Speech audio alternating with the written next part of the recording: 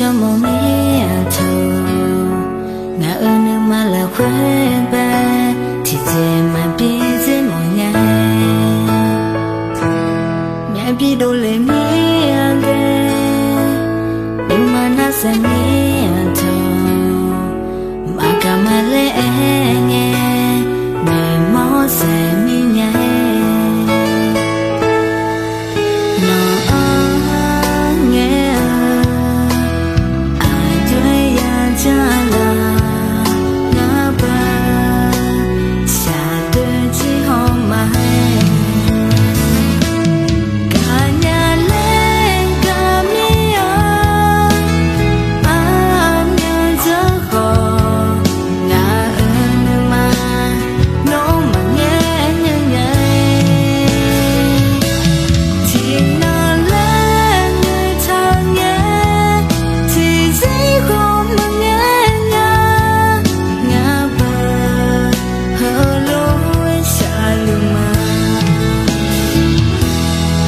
chỉ năng thuần chân nghe ước trong này trên mà là đợi cho phút cơ mà lo khó trái miền nhà